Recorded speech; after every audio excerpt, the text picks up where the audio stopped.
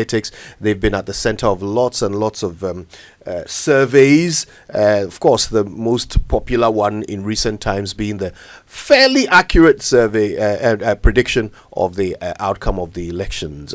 Since then, of course, they've also been taking polls on people's views of why the party lost. Mussa, it's a pleasure to have you. Thank you very much. My pleasure to be with you. Thank you. Now, your report is fascinating, and we noticed that it kind of ranks in a certain order the reasons people gave for the loss of the NPP. And the former president, who was not on the ticket, stands out with over half of the respondents blaming him for the loss. What were some of the reasons behind that choice that was made by the respondents? Thank you very much for having me. First and foremost, what we did was that we did an initial exploratory survey, which was open-ended, to find out what were the possible reasons in terms of personalities that people would assign or ascribe the blame to before we go to the field. So initially what we did was to ask people to tell us who they blame and for what reason, which was not published. Right. Now from that survey, we're able to shortlist the names that are frequently being mentioned by many voters, and that formed the base of the list that we sent out for close-ended survey. But in terms of the reasons people were given, obviously, I think from the text we read, people were kind of shocked by the behavior of the president.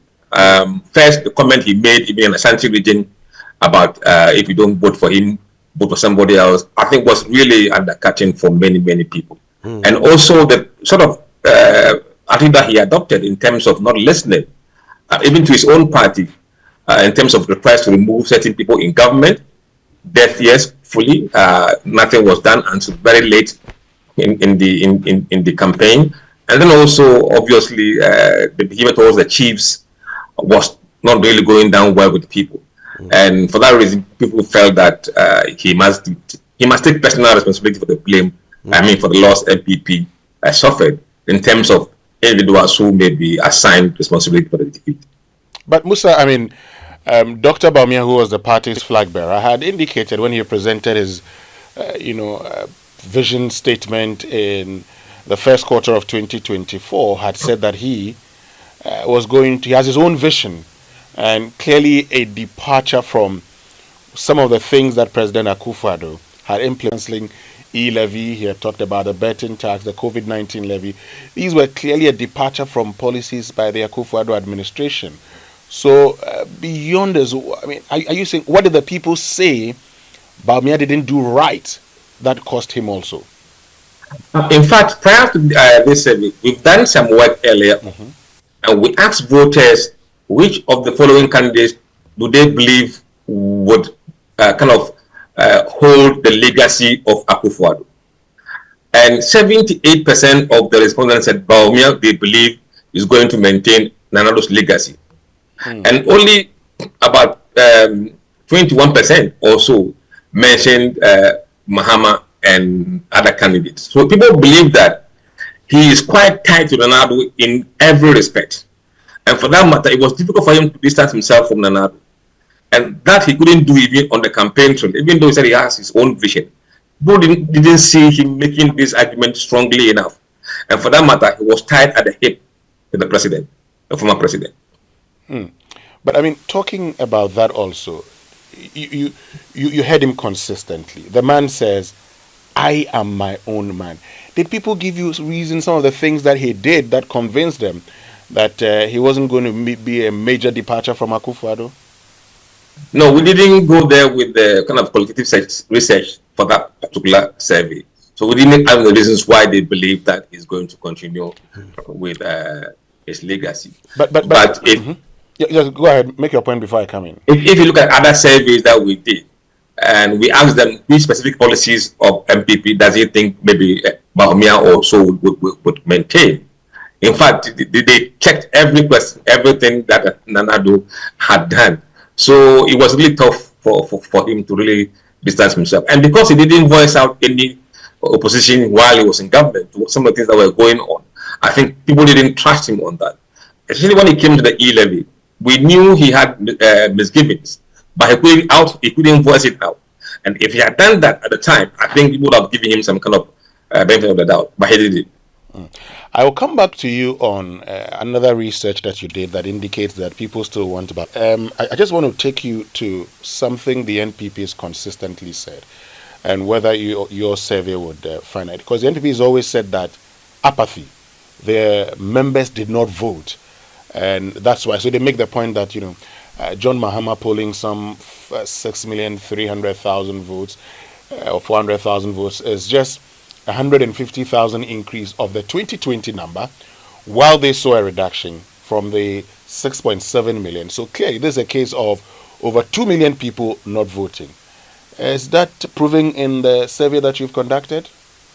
Mathematically, that analysis is flawed because, look, the survey we conducted post-election shows that nearly 20% of voters who are self-identified MPP did not vote for NPP in the last election.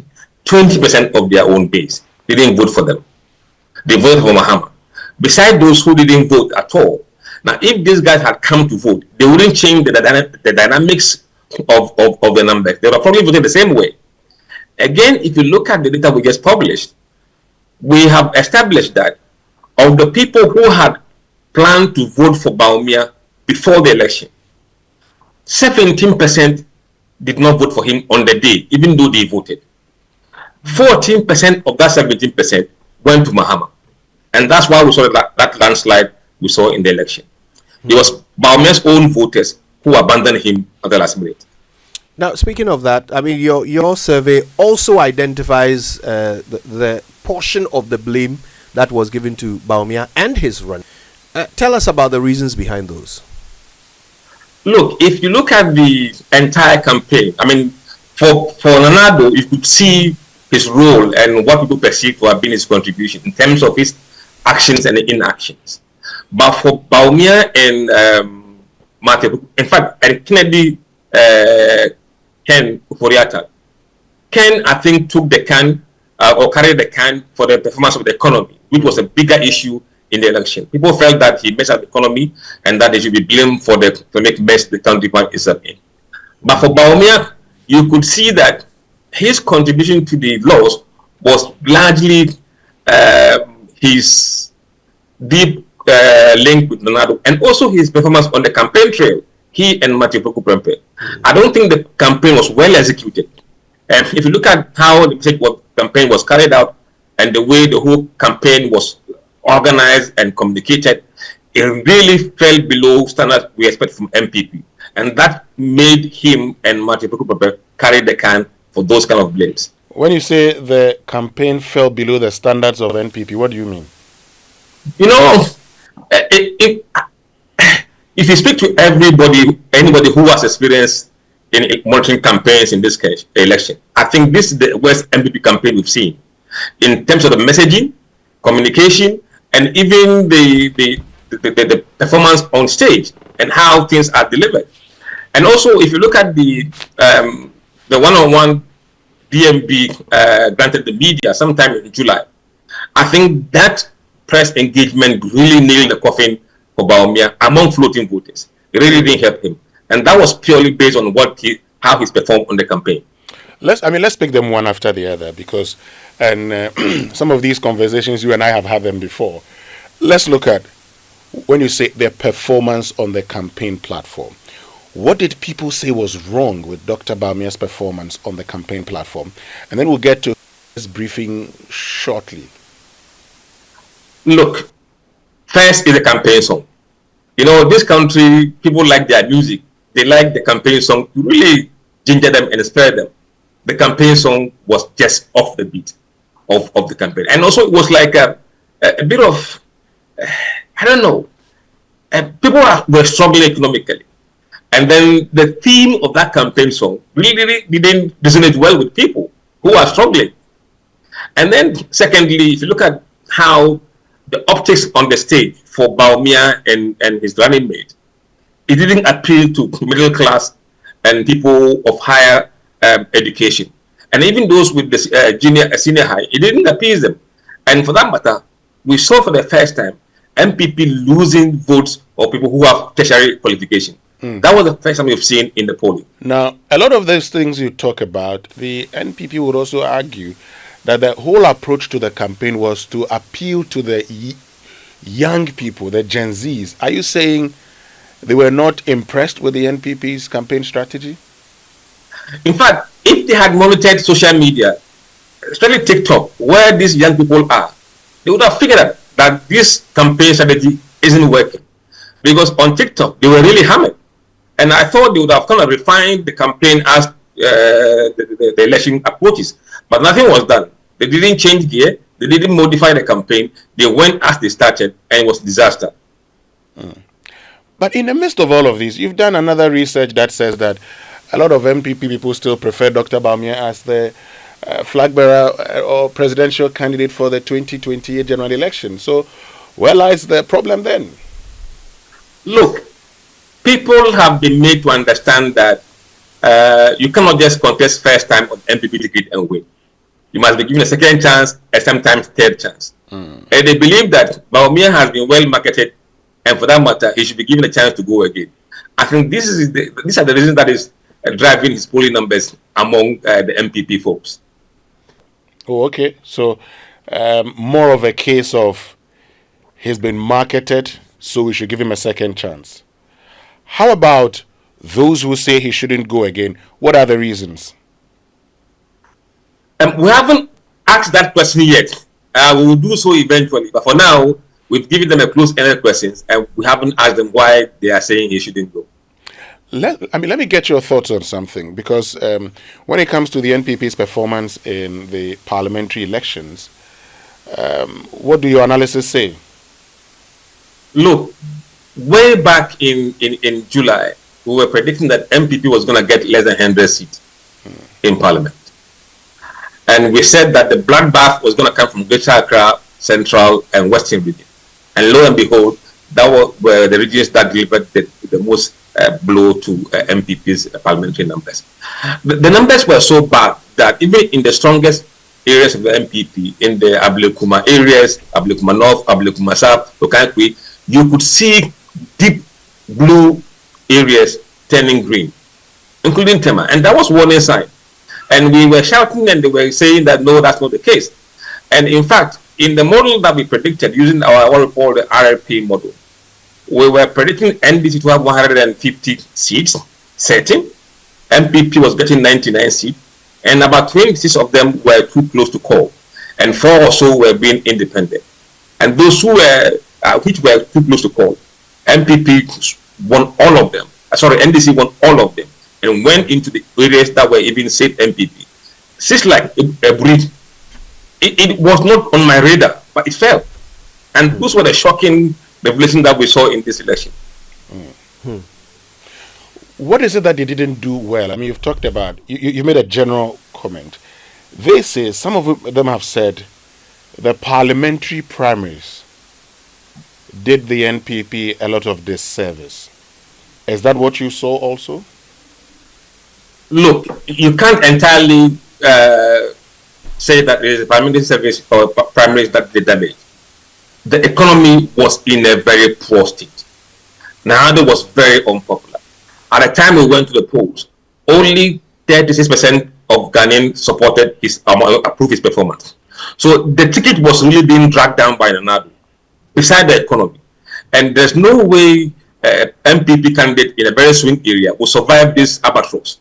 Once they are voting against your president, it will not come down well for you. You also may have heard that, so when it comes to the parliamentary, the conversation is that the electoral college, the delegate system, be looked at. Because I have heard members of parliament, some of whom, I mean, former members of parliament, those who lost their seats, make the point that when they were going around to campaign, the people asked them to actually bring the 1,000 and 2,000 that they paid to the delegates so they could also vote for them. How did the primary, by way of the inducement, affect them in the main election? That it did very much so. When you were able to induce a small clique of people for them to elect you, then when you go to the field, the people also ask for their pound of flesh. And knowing that you have the money and you paid your way to get selected.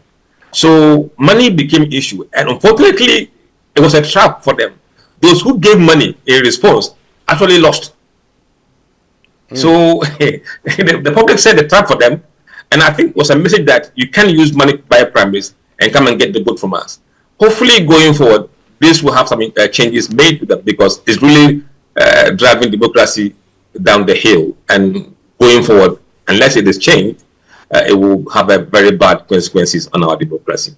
Mussa, let's also talk quickly about the other survey you did recently that points to over half of respondents wanting the CJ removed. Now that was fascinating. The CJ herself, in the short time that she's been in office, it's very difficult to catalog any long list of, issues that have come up surrounding her. However, half of your respondents say they want her out. What reasons are they giving? Look, we didn't ask them to give us reasons, because they don't have the reasons why she's been removed. So we asked them a simple question, that there's a process at the moment for the petition to remove the Chief Justice. We don't have any evidence yet of any wrongdoing. Do you support the move to remove her? That was the question.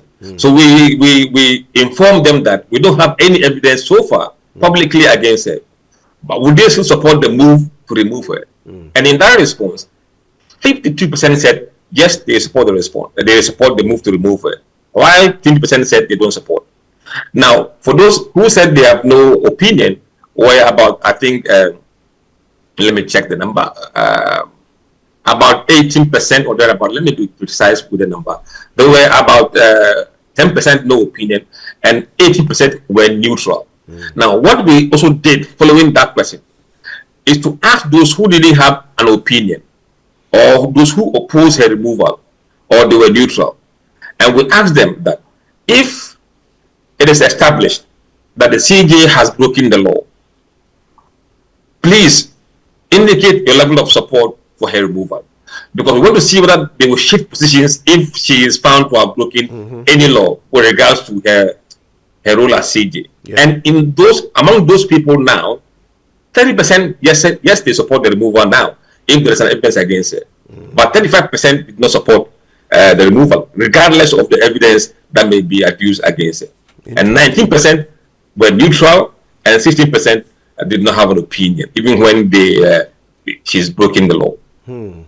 That is fascinating, because that means that 19 plus 16 is actually 35.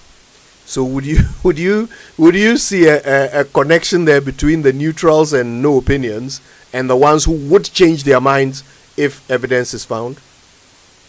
Yeah, there's some link. Which means that there are some people who just won't change their mind regardless, and they are the same ones who are supporting her being kept in office at the moment. Exactly. But what we also did some analysis, the regional breakdown of those who support and those who oppose. And by and large, every region by majority support her removal except two regions, which is Upper East region and Ahafo, where they are divided. Interesting. Well, I think this has been enlightening. We're so grateful to you for your time with us this morning, Mussa Dankwah of Global Info Analytics. Let's do more of these in the coming weeks. My pleasure. Thank you. And there you go. That's the voice of Mussa Dankwah.